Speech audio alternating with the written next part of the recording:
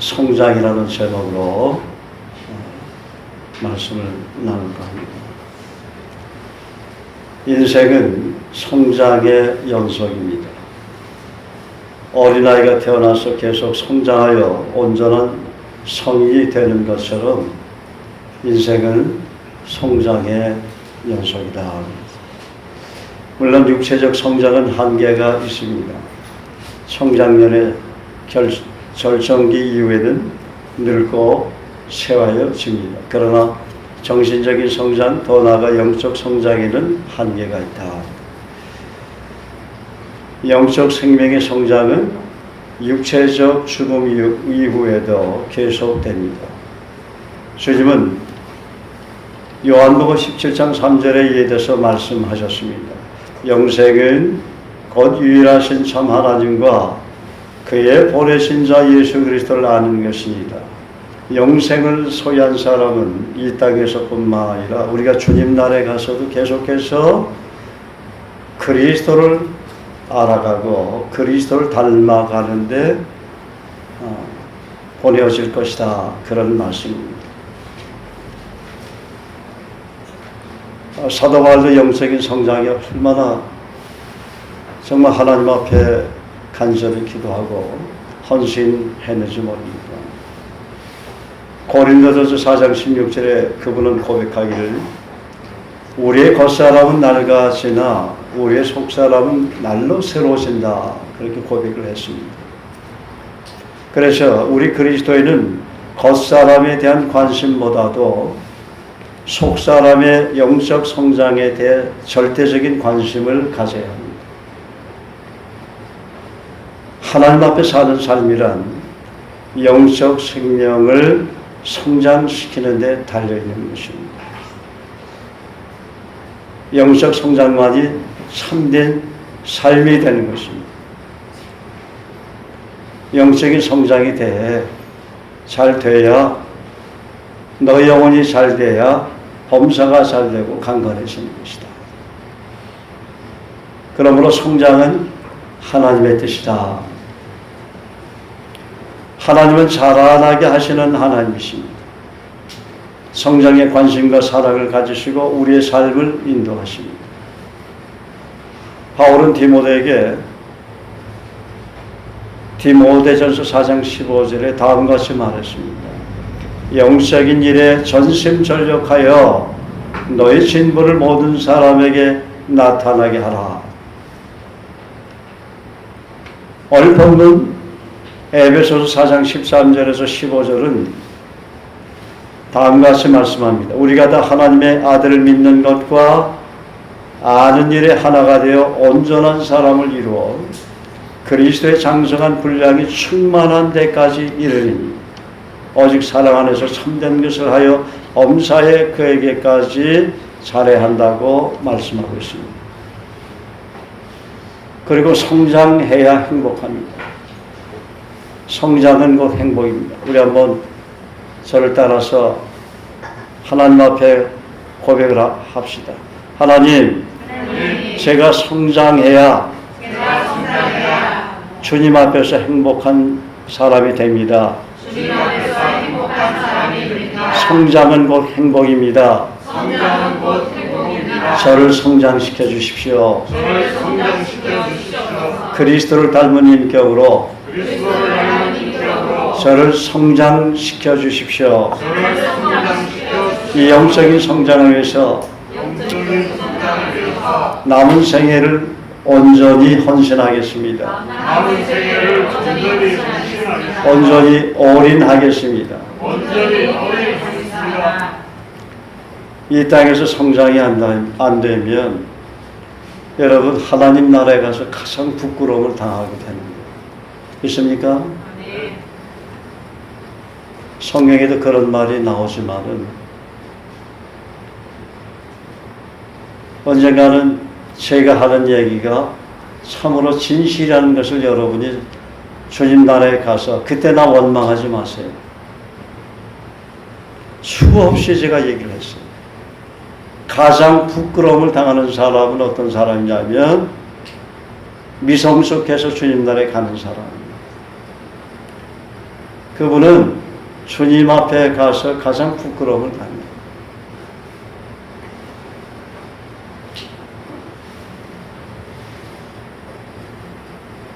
제가 한 번씩 그 얘기를 드려요.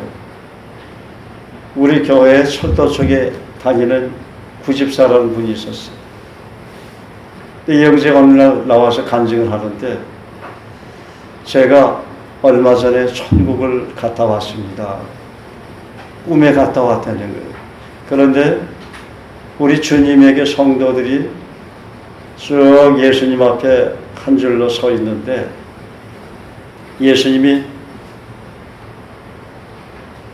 책을 이렇게 뒤적뒤적 하시더니만은 점수를 발표하시더래요. 근데 1등은 38,000점이고, 자기는 어디에 있었냐면 맨 꼴찌에 있었대요. 꼴찌에 있는 것도 참 부끄러운데, 자기 점수를 발표하는데 몇 점이냐면 70점이더래요. 그 1등은 38,000점인데 너무 점수가 차이가 나서 깨고 나서 하나님 앞에 회개를 하고, 그 다음날 철도청에 출근해서 기도하면서 아침서부터 저녁까지 기회만 되면 전도를 하기 시작했대요. 근데 그날 저녁에 늦게 집에 들어갔는데, 그날 저녁에 또 천국을 갔대요. 꿈에. 그런데 자기 점수를 발표하는데 자기 위치는 꼴찌더래요. 20점 올랐더래요. 20점. 90점이라고 발표하더래요. 여러분, 전도도 성장하는데 몫을 다한다는 것입니다. 전도 열심히 하는 사람은 하나님께서 영적으로 성장하도록 은혜를 베풀어 주신다는 것이죠. 그러니 우리가 말씀을 깨닫고 순종할 때 얼마나 많은 영적인 성장이 이루어지겠습니까?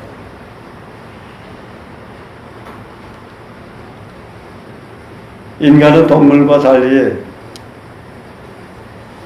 자신을 개발하고 발전시킬 때 행복하도록 지음받았습니다.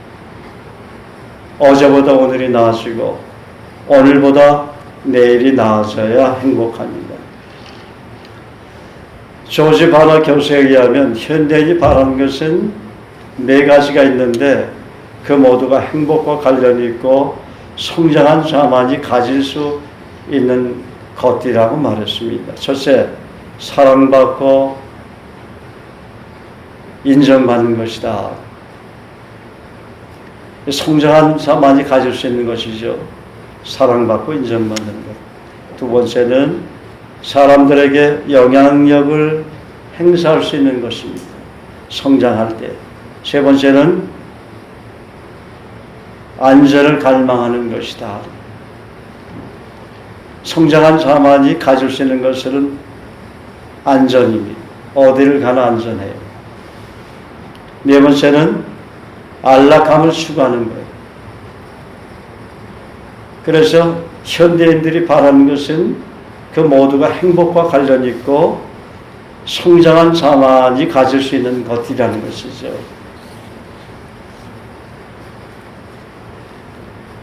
또한 성장해야 우리가 다른 사람을 효과적으로 도울 수 있습니다. 바울이 디모데에게 영적 성장을 요구한 것은 디모데후서 2장 2절 말씀처럼 디모데가 충성된 다른 사람들, 그리고 그 충성된 다른 사람이 또 다른 사람을 가르치고 도와주는 재생산의 사역을 통해 하나님의 나라의 시경이 넓어지고 확장시키기 위함이었습니다. 그래서 성장의 목적은 하나님 앞에 쓰임 받기 위함입니다. 잠언에 보면 충성된 사자는 그를 보낸 이에게 마치 추수하는 날에 얼음 냉소와 같아서 그 주인의 마음을 시원케 하느니라.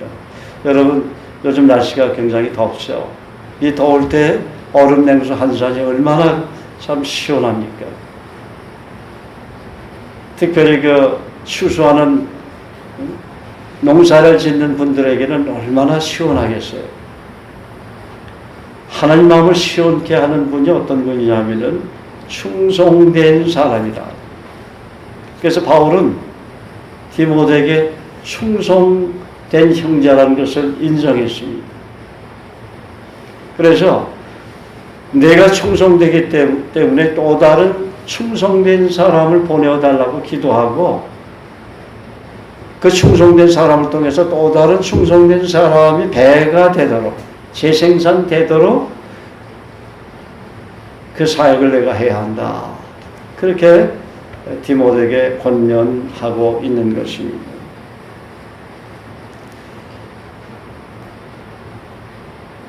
우리가 성장해야 세상을 변화시키는 지도자가 되는 것입니다. 그런데 하나님은 반드시 훈련을 통해서 영적으로 성장한 자를 사용하시길 원해요.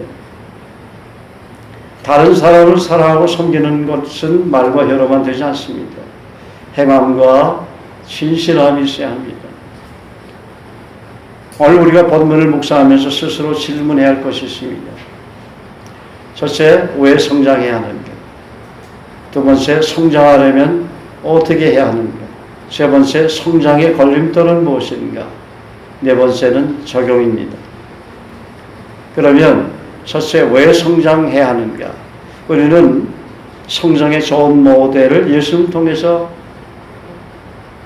발견할 수가 있습니다. 누가복음 2장 52절 한번 암송해 볼까요? 시작. 예수는 그 지혜와 키가 자라가며 하나님과 사람에게도 사랑스러워 가시더라. 예수님의 어린 시절을 누가복음 2장 52절을 묵상하면서 살펴보면 우리가 다 알고 있지만 다시 한번 복습한다면 네 가지 영역을 개발하면서 예수님도 성장했다는 것을 알 수가 있습니다. 지혜와 키가 자라면 지혜는 뭐예요? 지적인 면에서 예수님도 건강하게 성장하셨다는 것이죠. 우리가 배울 때 배워야 돼요. 배울 때 배우지 못하면 나중에 후회가 되죠. 그래서 부모님이 공부하라고 잔소리하는 것을 우리가 열심히 공부하지 못하고 게으름을 핀 사람은 나중에 후회가 되는 것과 마찬가지입니다. 배울 때 배워야 돼요. 지적인 면에서 우리가 건강한 성장을 해야 돼요. 왜냐하면 세상은 지적인 면에서 성장한 사람이 많아요. 우리가 그분들을 도우려면 그분의 위치까지는 못할지라도 비슷하게는 알아야 된다는 거예요. 그러니까 크리스찬은 다양하게 그런 어떤 우리가 책을 읽으면서 그 지식을 섭득해야 돼요. 뭐 신문을 늘 보라는 것은 아니지만 신문을 보면서 내가 어떤 사람이 복음 전하고 양육하려고 하는데 지금 시대 이슈가 뭔지 그런 상황들을 어느 정도 리딩할 줄 알아야 대화가 되는 거예요. 내가 과학자가 아니더라도 어느 정도 과학에 대해서도 관심을 갖고 내가 알아야 과학자에게 복음을 전하는데 도움이 되는 거예요. 우리가 그분들처럼 뭐 법관이라든지 의사분이라든지 전문적인 지식을 소유할 수는 없지만 어느 정도 상대방이 얘기하는 것을 공감할 수 있어야 돼요. 그래야 성경 이야기를 들려줄 수가 있는 것이죠. 물론 성경은 철학은 헛된 속임수라고 이야기를 했어요. 너무 자기 지혜와 지식을 자랑하는 것으로 복음 전하려다가 사도 바울은 번번이 그리스에서 실패했던 그런 경험이 있습니다. 고린도 교회는 그걸 얘기하고 있어요.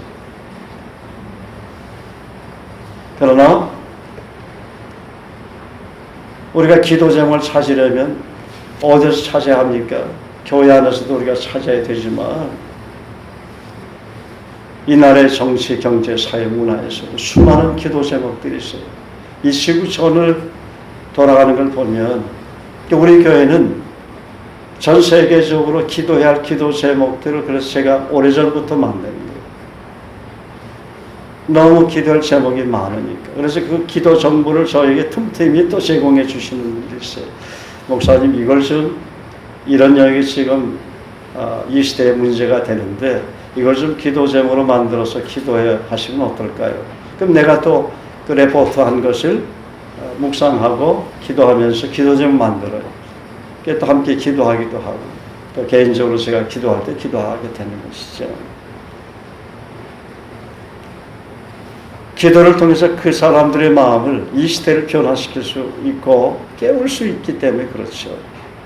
기도를 통해서 하나님 마음을 돌이킬 수 있는 거 아닙니까? 그죠? 기도를 통해서 여러분이 응답을 받듯이 그런 수없이 많은 기도 제목을 우리는 끊임없이 만들어야 돼요. 나와 내 가족, 내 하는 사업, 직장뿐만이 아니라 끊임없이 영적으로 성장한 자는 기도 제목이 풍부하게 되어 있습니다. 그래야 누구를 만나든지 그 사람의 직업이 어떻든지 간에 그 사람의 필요를 위해서 구체적으로 기도해 줄 수 있어요.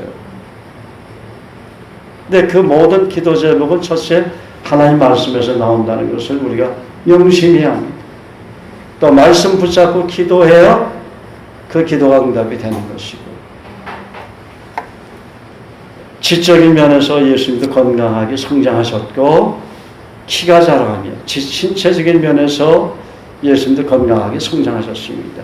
하나님과 사람들에게 더 사랑스러워 가시더라. 하나님은 뭐 영적인 면에서 하나님과의 교제를 통해서 그분도 영적으로 성장하셨고 사람에게 더 사랑스러워 가시더라.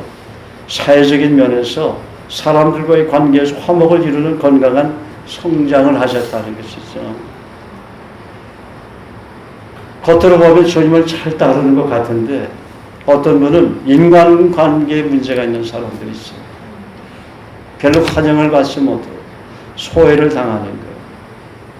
그래서 이 약속을 우리가 아이들을 자녀 양육할 때 누가복음 2장 52절 말씀 주장해야 되는 거예요.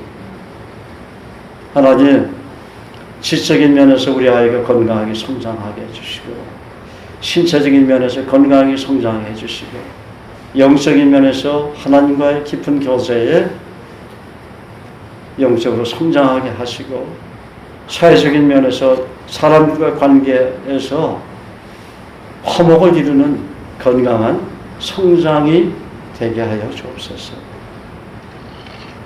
그래서 오래전부터 우리나라뿐만 아니라 외국 국제 기업은 지적인 영역보다도 사회성, 아무리 지식이 충실하고 라이센스 여러 가지 스펙들이 많을지라도 그 사람에게 사회성이 별로 풍부하지 않고 결여되어 있다면 기업에서도 사람을 뽑지 않지 않습니까? 사회성이 참 중요한 것 같아요. 그래서 성장하려면 예수님의 어린 시절처럼 균형 있는 건강한 성장이 필요합니다. 그리고 누가복음 2장 51절 말씀에 보면 성장의 좋은 밭은 순종이라고 했어요. 누가복음 2장 51절에 보면 다음과 같은 말씀이 나옵니다. 예수께서 함께 내려가서 나사렛에 이르러 순종하여 받으시더라.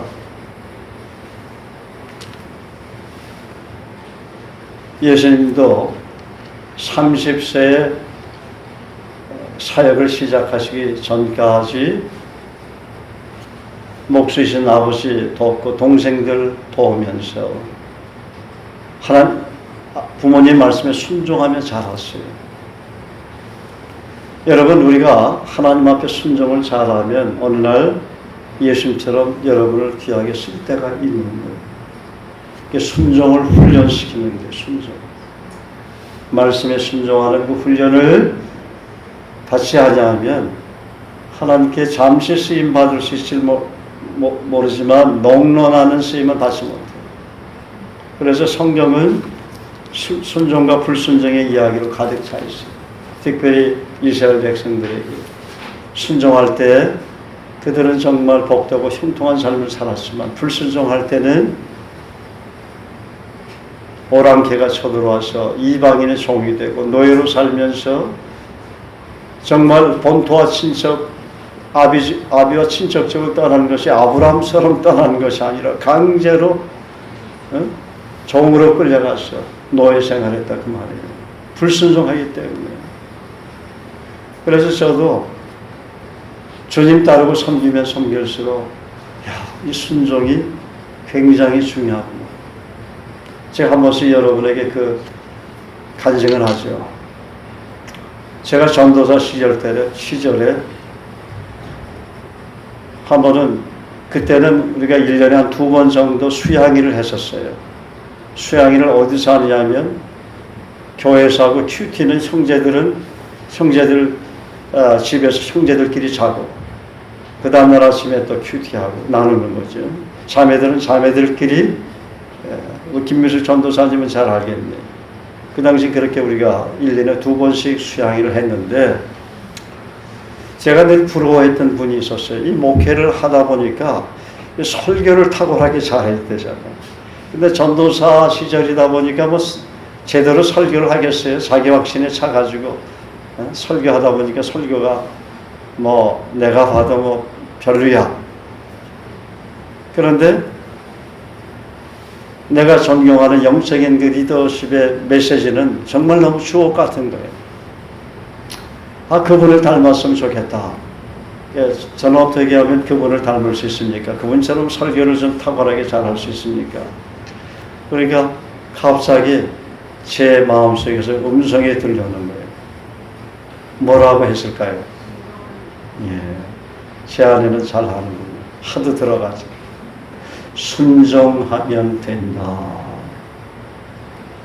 내가 순종하지 못하기 때문에 내 설교가 죽순 설교처럼 변변치 못하구나. 말씀에 순종하면 정말 내가 존경하는 그 리더십처럼 말씀을 탁월하게 은혜스럽게 많은 사람들의 마음을 변화시키는 그 설교를 할 수 있겠구나. 그래서 저는 순종이 쉬운지를 알았어요. 왜냐하면 그래도 평신도 때 주님 열심히 따른다고 성실하게 따랐기 때문에 쉬운지를 알았어요. 그런데 순종이 정말 어렵더라고요. 순종하면 된다는 그 메시지를, 그 말씀을 성령께서 제게 들려주신 그날부터 순종만 눈에 보여. 순종만 발견이 돼. 너무 어려운 거예요. 말씀만 봐도 이 말씀에 순종해라. 이 말씀에 순종해라. 여러분, 그게 얼마나 충격이 되는지 몰라요.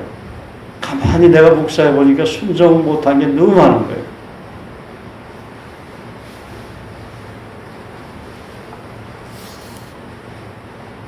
여러분, 순종을 쉽게 생각하면 안 됩니다.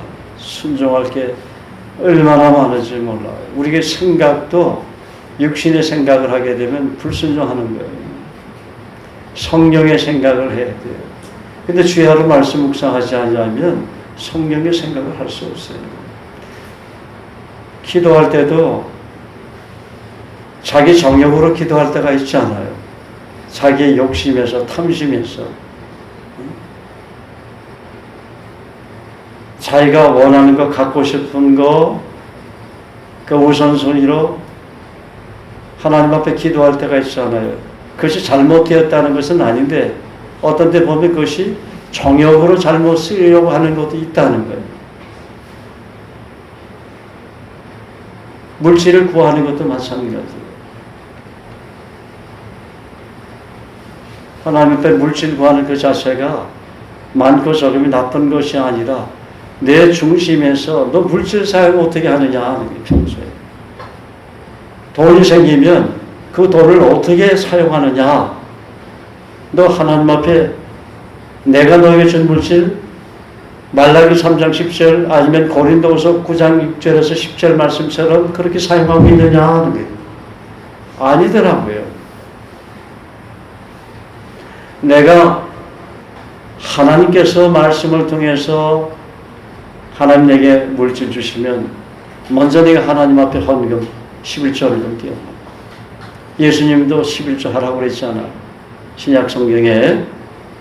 그리고 또 선교헌금도 띄워놓고, 감사가 될 땐 감사헌금도 띄워놓고, 그러니까 그런 이제 순종을 하는 것이 쉽지 않더라고요. 쉽지 않더라고요.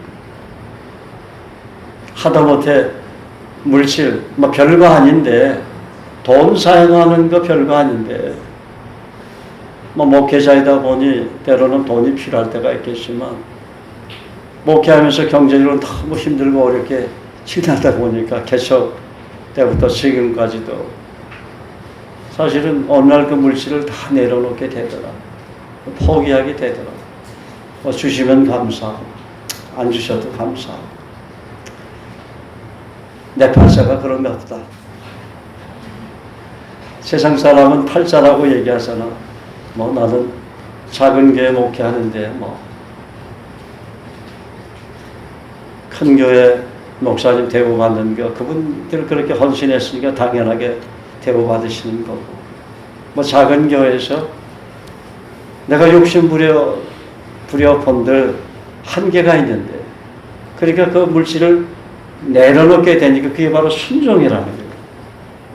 이 물질 생기면 먼저 하나님 앞에 드리고, 그리고 형제자매를 섬길 거 있으면 섬기고, 그러다가 남는 건 이제 제가 쓰는 거예요.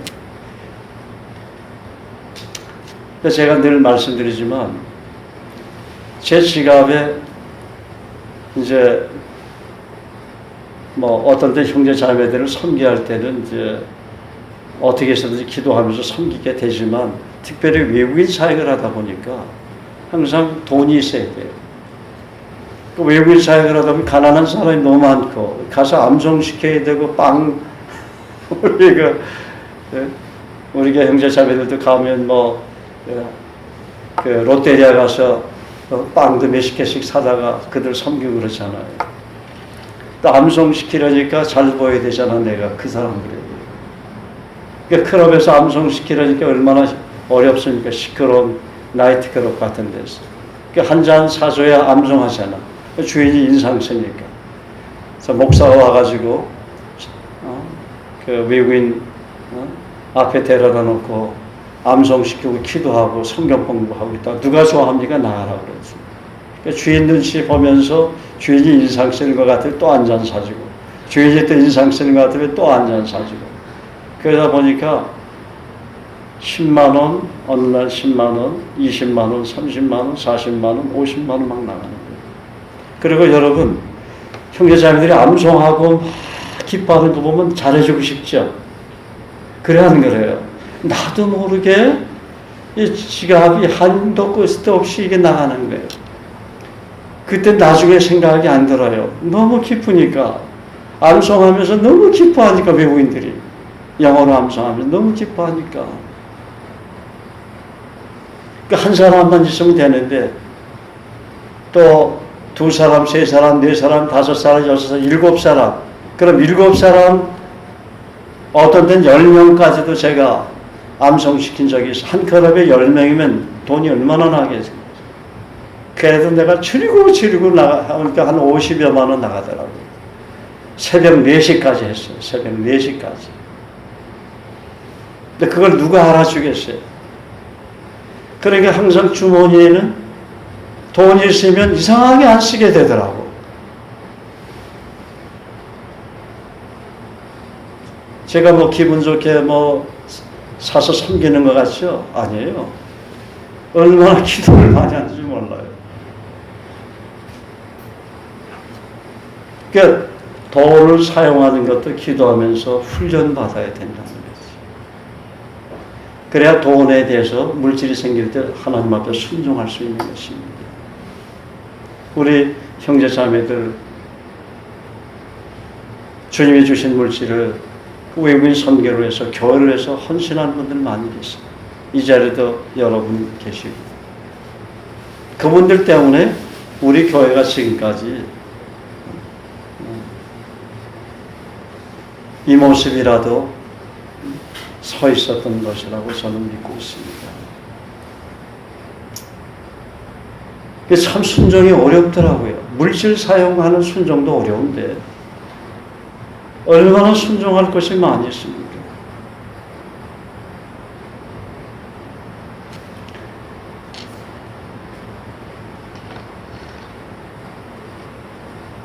그래서 성장에 좋은 밭은 순종이다. 따라합시다. 성장에 좋은 밭은 순종이다. 예수님처럼 하나님 말씀에 순종하는 것이다. 그렇게 할 때 예수님의 인격을 닮은 아름다운 순종의 열매를 맺게 되는 것이다. 순종의 열매가 있는가? 성령의 열매는 하나님의 은혜로 주신 것 같지만 반드시 바늘과 실처럼 순종이 포함되어 있어야 되는 거예요. 그렇지 않으면 성령의 열매 아름답게 맺을 수 없어요. 기도한다고 성령의 열매가 그냥 팍팍 자라는 것도 아니고, 전도만 한다고 해서 성령의 열매가 팍팍 자라는 것도 아니고, 성경 66권에서 우리에게 말씀하는 그 말씀 한 구절 한 구절에 순종해야 아름다운 주님 인격을 닮은 열매를 맺는 것입니다. 둘째, 성장하려면 어떻게 합니까? 에베소 4장 1절은 말합니다. 4장 1절 다 같이 읽겠습니다. 시작.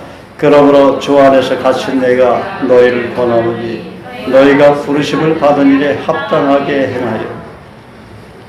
주 안에 갇힌 내가 주 안에 갇혀 있어요. 바울 사도는 지금 복음 전하는 것 때문에 감옥에 갇혀 있어요. 그런데 저는 이것을 이렇게 묵상해 봤어요. 말씀 안에 갇혀서 살아야 된다. 말씀을 사모하며 늘 묵상하며 말씀을 깊이 체험하는 가운데 말씀 안에 갇혀서 살 때 다른 사람들 보기에는 고립된 것 같고, 뭔가 저 사람 너무 예수에 미쳤어, 그렇게 그런 핀잔을 들을 수도, 때로는 가족들에게 들을 수도 있겠지만은, 그때에 비로소 내 마음에 참 자유함과 평안을 누리게 된다는 것입니다. 제가 예수 믿고 거듭나니까 우리 가족들도 나보고 예수에 미쳤다고 그러더라고요. 저놈처럼 미치면 안 돼.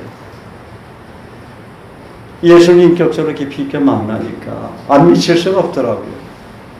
그러니까 예수님을 향해서도 미친 자라고 그랬잖아요. 미친 사람이라고. 우리는 미친 자라 했는데 사도 바울도 미친 자가 아니라 미친 놈이라고 했을 거야.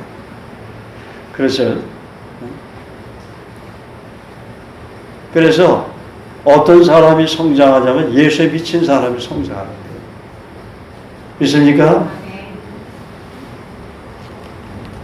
세상에서 미치면 사람들에게 비웃음 나오고 손가락질 당하지만, 예수에 미치면 하나님 결국 그분을 쓰기 때문에 수많은 사람들로부터 존경받게 되잖아요. 그래서 슈바이처 박사 같은 분들 얼마나 예수님께 올인해서 주님 앞에 지금도 존중받는 사람이 얼마나 많이 있습니까? 장기래 박사님, 예수에 미친 분 아니, 그런 분들. 예수에 미친 사람들이 얼마나 많습니까? 그런 분들이 이 세상의 빛이고 소금입니다. 그런 분들이 있어야 사람들의 내면의 변화가 일어나는 것이에요. 그래서 너희는 세상의 빛이니라 그런 거예요. 여러분, 내가 아무리 예수를 잘 믿는 것 같아도 나를 통해서 변화되는 사람 별로 없으면 예수 잘 믿는 거 아니에요. 열매로 그들을 알지니 그랬어요. 내가 아무리 성경 지식을 많이 알아도 나를 통해서 변화된 사람이 없으면 그 사람이 예수 잘 믿는 사람 아니에요. 머리는 성경 지식이 가득할지라도 삶이 따라주지 않기 때문에 사람들이 변화되지 않는 것이죠. 여러분, 사람을 변화시키려면 먼저 내가 변화되지 않아요? 내가 변화돼야 내 주위에 있는 사람들이 변화가 일어나는 것이죠. 그 스피릿이 흐르니까. 어느 정도 변화돼야 합니까, 목사님? 예수님처럼 변화돼야 돼요. 그것이 우리 생의 목표죠.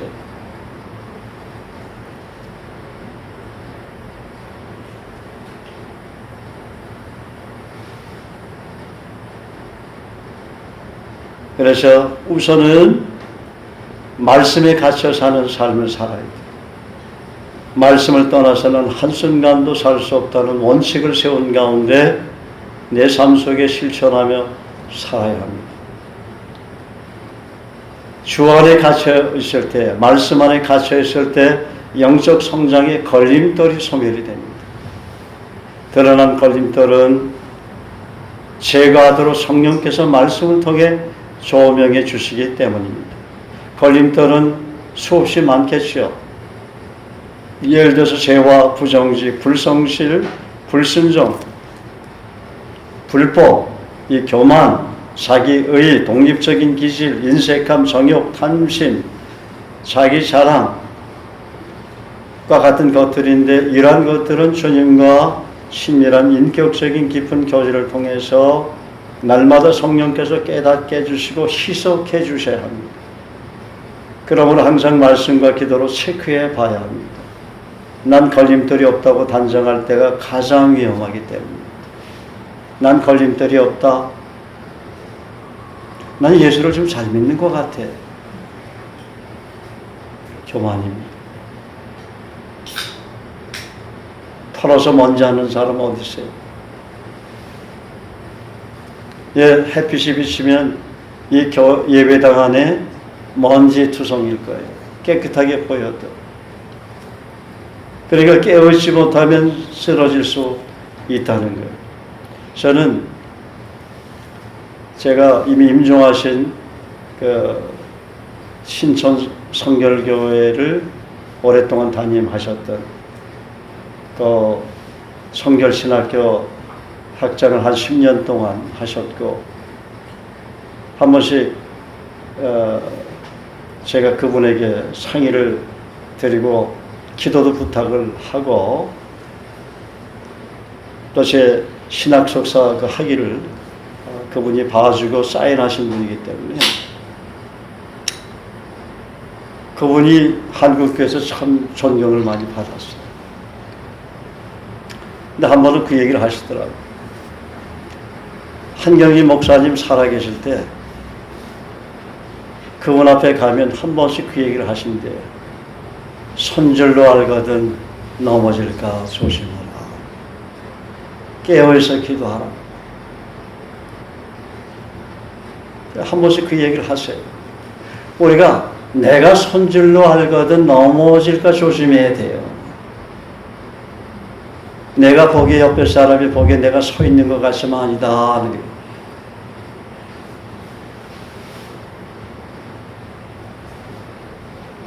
그런 영적인 거인들도 하나님 앞에 그런 고백을 하고 살았다면 우리같이 미성숙한 사람들은 어떻게 해야 되겠어요?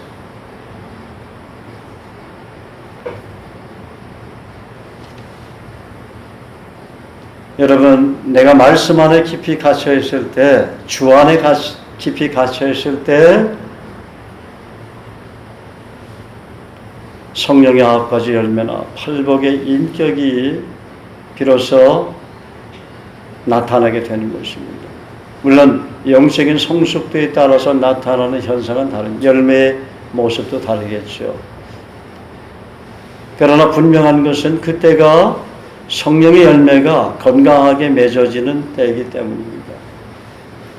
여러분 자 보세요. 여기 아름다운 화초가 있습니다. 이 꽃이 폈는데 오랫동안 물을 안 줬어요. 그럼 시들시들하겠죠. 그런데 우리 교우들이 시들시들하니까 물을 주면은 이 화초가 어떻게 되겠어요? 살아나겠죠.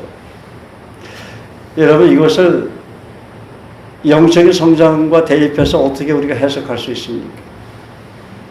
영적인 성장이라는 것은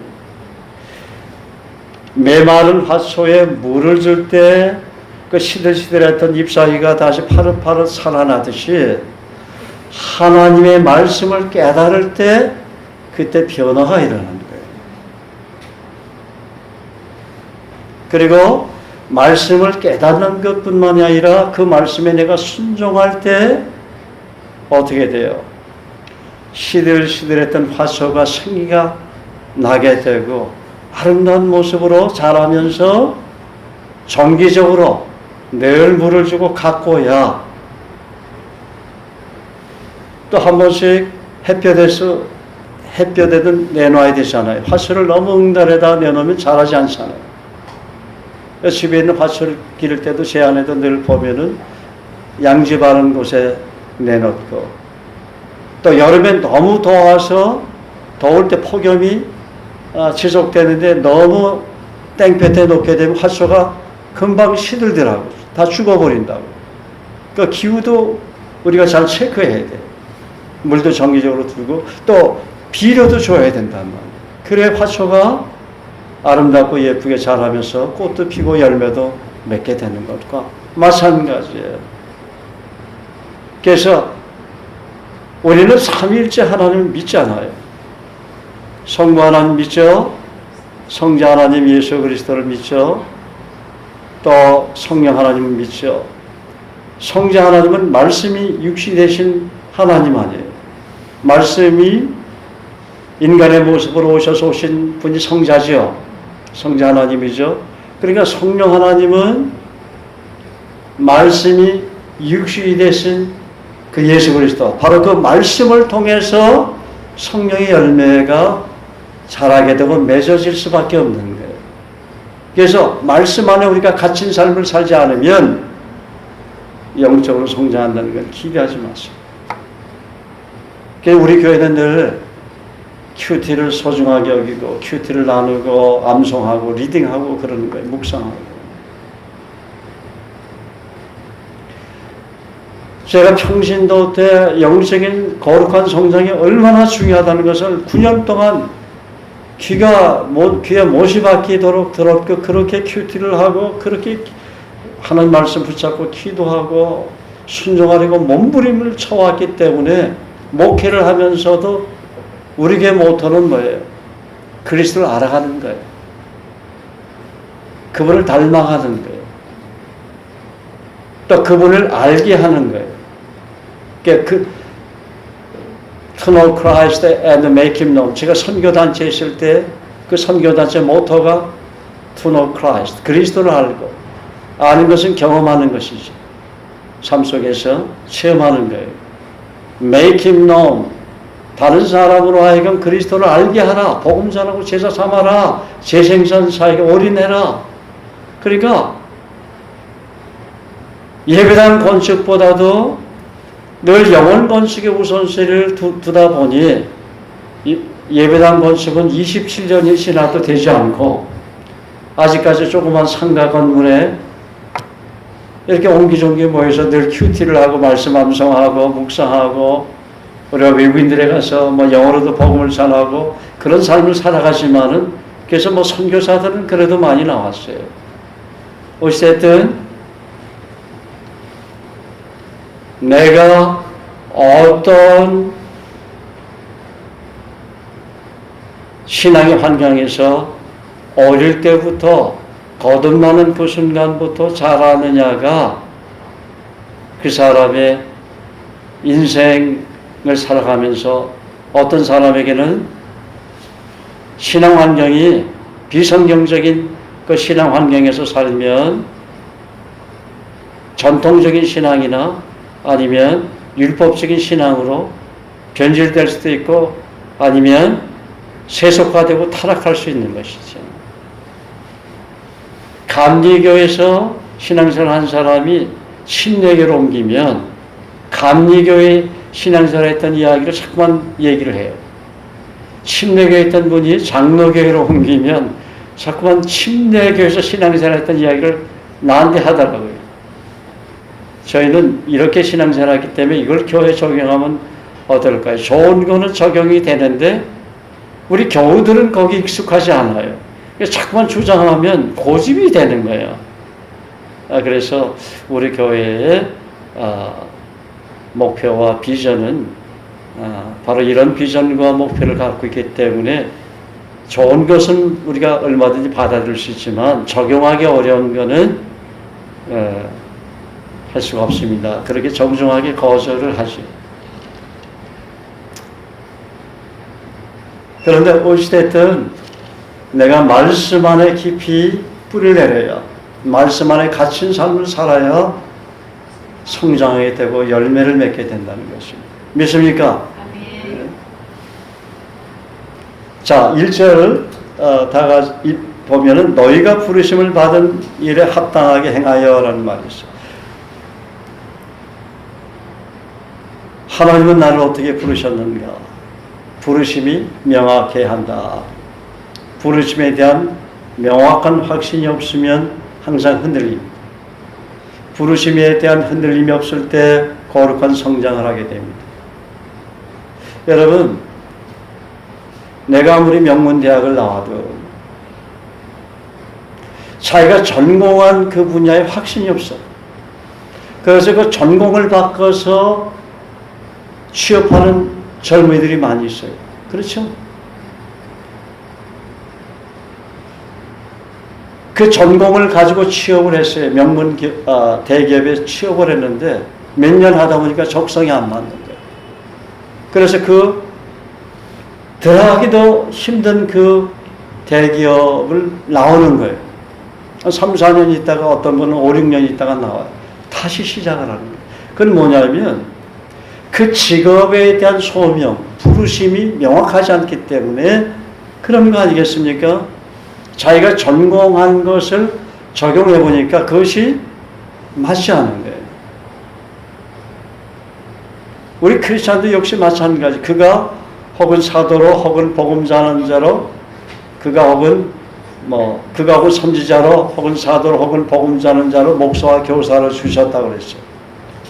부르심이 명확하면 우리가 살면서 흔들릴 수는 있어요. 우리가 태풍이 오면 좀 흔들리잖아요. 우리가 예기치 못한 그런 태풍이 올 수도 있어요. 우리가 살면서 그런 걸 한 번씩 여름철이면 만나지만은 그러나 잠시는 흔들려도 내가 하나님 앞에 어떤 부르심으로 어떻게 내가 섬기할지 다니엘처럼 뜻을 정했기 때문에 일상적인 삶 속에서 큰 흔들림은 없다는 것이죠. 그래서 부르심이 명확해야 된다는 것이죠. 아직까지 여러분 직업에 대해서 여러분 갖고 있는 직업에 대해서 부르심이 명확하지 않은 분이 있습니까? 아직까지 그것 때문에 고민하고 있는 사람이 있습니까? 그러면 주님이 명확하게 확신을 주시지 않았다면, 말씀해 주시지 않았다면 현재 하나님께서 여러분에게 맡겨진 직업에 죽게 하듯 충성하시기를 바랍니다. 죽게 하듯이 충성하게 되면 하나님께서 어느 날 명확하게 그 직업에 대해서 확증시켜 주시든지 아니면 새로운 부르심으로 부르시게 되어 있습니다. 그런데 말씀에 순종도 안 하고 나에게 맡겨진 일, 직장생활 아니면 섬기는 그런 사업에 충성도 안 한다면 하나님이 어떻게 그 사람을 제대로 부르시겠는가? 자기 생각이 헷갈리는 가운데 복잡한 생각 가운데 있기 때문에 성령의 음성이 들려도 때로는 어떤 사람을 통해서 당신은 이런 직업이 맞을 것 같습니다. 그런 얘기를 안 들려오는 거예요. 그래서 무슨 일을 하든지 마음을 다하여 죽게 하듯 하고 사람에게 하듯 하지 말라. 이는 유업의 상을 주께 받을 줄 알미니 너희는 주 그리스도를 섬기느니라. 골로새 3장 23절 24절에 그렇게 말씀하고 있는 것입니다.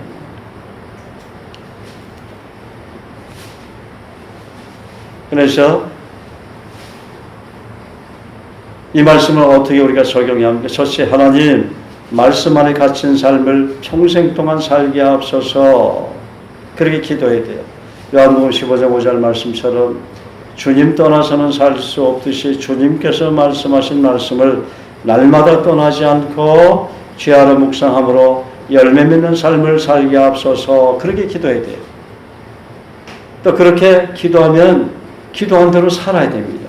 둘째는 하나님 부르심을 받은 일에 합당하게 살게 앞서서. 왜냐하면 부르심에 합당히 살 때 하나님을 존귀케 하고 영화롭게 할 수 있기 때문입니다. 2절 다 같이 읽겠습니다. 시작. 모든 겸손과 온유하고 오래 참음으로 사랑 가운데서 서로 용납하고. 2절은 성장하는 데 필요한 영역에 대해서 말합니다. 2절에서 성장의 걸림돌은 무엇입니까? 여기 겸손도 나오고 온유도 나오고 오래 참음도 나오고 사랑도 나오고 용납도 나오죠. 겸손의 반대는 무엇입니까? 교만이죠. 온유의 반대는 뭐예요? 거친 성격입니다. 오래 참의 반대는 오래 참지 못하는 것입니다. 분냄입니다. 네? 성질 난다고 그냥 화내는 사람. 그 성질이 성경적인 성질이 있을 수도 있는데, 그러나 대부분 보면 성경적인 성질은 아닌 것 같아요. 잠언 16장 32절은 말합니다. 노하기를 더디하는 자는 용사보다 낫고 자기의 마음을 다스린 자는 성을 빼앗는 자보다 나으니라. 에베소 4장 26절 27절도 말합니다. 분을 내어도 죄를 짓지 말며 해가 지도록 분을 품지 말고 마귀에게 틈을 주지 말라. 사랑의 반대는 무엇입니까? 미움이지요. 용납의 반대는 뭐예요? 거부입니다. 사단의 전략 중에 하나가 모난 성품을 건드리는 거예요. 우리의 연약함, 허물, 죄를 건드리는 것이죠. 이사야 53장 5절 말씀처럼 그가 찔림은 우리의 허물을 인하며 그가 상함은 우리의 죄악을 인합니다. 그가 징계를 받음으로 우리가 평화를 누리고 그가 채찍에 맞음으로 우리가 나음을 얻었도다. 그 말씀처럼 예수님께서 십자가의 보혈의 은혜로 대속해 주셨지만 사단은 이를 교묘히 이용함으로 덫에 걸리게 합니다. 그러므로 모난 성품을 교정해 하는 책임도 따르지만 에레미야가 3장 22절 23절 약속을 주장하며 하나님의 사비와 긍휼을 구해야 합니다. 이 모난 성품이 잘 안 고쳐지죠. 그런 분들은 하나님 앞에 모난 성품이 나타날 때마다 하나님 앞에 엎드려서 자백을 하고 여호와의 사비와 긍휼에 무궁하심으로 우리가 진멸되지 아니합니다. 모난 성품이 때로는 우리의 성장을 시켜주는데 때로는 뭡니까? 신발 닦기처럼 올라설 수 있는 계기도 되지만 신발 깔판 얼마나 많은 흙이 묻습니까? 모난 성품이 그 흙이 묻은 거나 마찬가지, 더러운 거 다 묻어 있죠. 깔판 역할을 때로 해요. 그렇지만은 그 모난 성품 교정하지 않으면 성장하기는 쉽지 않다. 그래서 여러분 직장에서 승급하는 거, 사업에서 성공하는 거 중요하지만 모난 성품 교정하는 거 먼저 해야 돼요. 그래야 진급도 되고 사업도 잘 되는 거예요. 하나님 그 사람 그 영혼이 잘 되는데 범사가 잘 되도록 강건해지도록 복을 주시지 않겠습니까?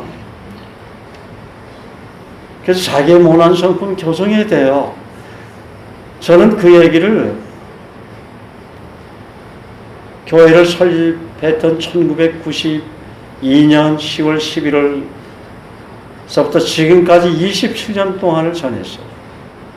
성품 개발해야 하는 develop characterment. 이 성품 개발하지 아니하면 영적으로 성장하기 어렵다는 이게 항상 걸림돌 되는 거예요. 그러니까 모난 성품이 뭔지 여러분 알잖아요. 근데 왜 안 고치는 거예요? 왜 그걸 깊이 묵상하지 않는 겁니까? 왜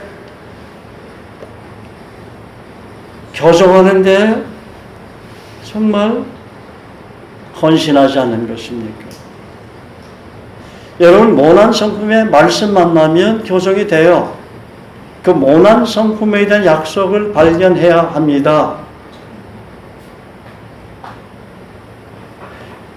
내 사랑 형제들아, 너희가 듣기는 좋게 하고 말하기는 더디하며 성내기도 더디하라.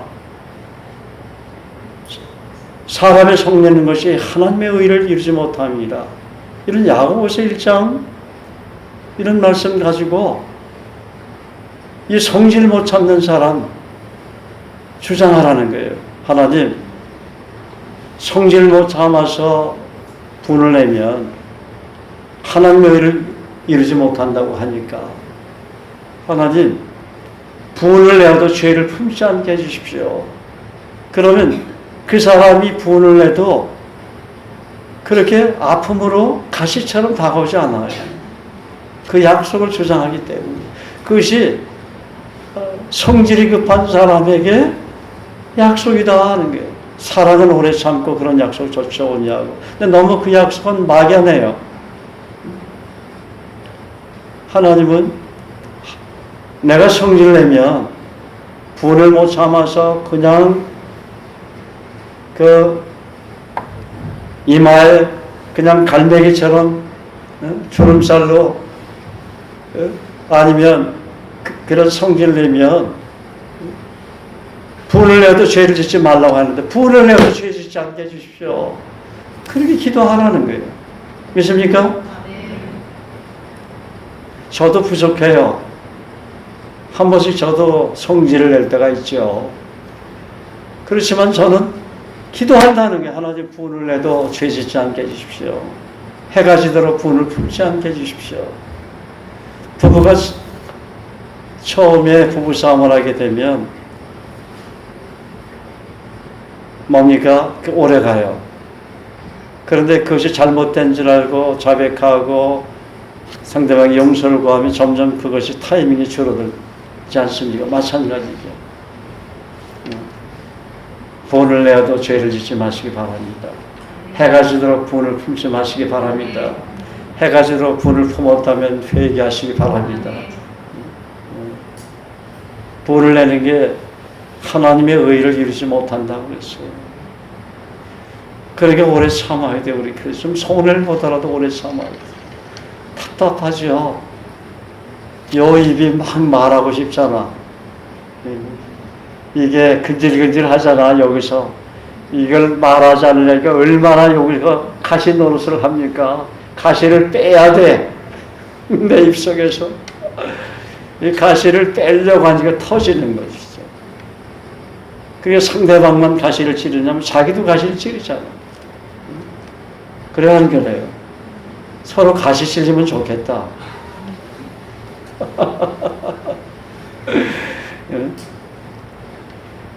여러분, 누가 가시를 찔러도 여러분은 가시 찔러도 순간 아프긴 아파요. 그렇지만은 금방 아무는 예수님 닮은 인격이 되시기를 주의 이름으로 축복합니다. 누구 때문에 내 가시 찔렸다고 원망하지 마시고, 아직도 내가 가시에 찔려서 아파하고 고통받을 수 있는 연약함이 내게 있구나. 아직도 내가 미성숙하구나. 그렇게 생각을 해야 돼요. 믿으십니까? 자, 3절 다 같이 읽겠습니다. 시작. 평안에 매는 줄로 성령이 하나 되게 하신 것을 힘써주. 인간관계에 금이 갈 때 평안이 사라집니다. 특히 그리스도인과의 관계에서 평안에 매는 줄로 성령이 하나 되게 하신 것을 지키게 하는데 그렇지 못할 때 평안이 사라집니다. 그러므로 평안에 매는 줄이 무엇인지 묵상하고 성령이 하나 되게 하신 것이 무엇인지를 깊이 묵상하고 그리스도의 사랑으로 품고 기도하며 섬겨합니다. 4절 6절 다 같이 읽겠습니다. 구체적으로 말씀하는데 시작. 몸이 하나요 성령도 한 분이시니 이와 같이 너희가 부르심의 한 소망 안에서 부르심을 받았느니라. 주도 한 분이요 믿음도 하나요 세례도 하나요 하나님도 한 분이시니 곧 만유의 아버지시라. 만유에 계시고 만유를 통일하게 만유에 계시도다. 아멘. 오전에 말씀 전한다고 시간이 많이 가서 오후에 전하겠습니다. 속편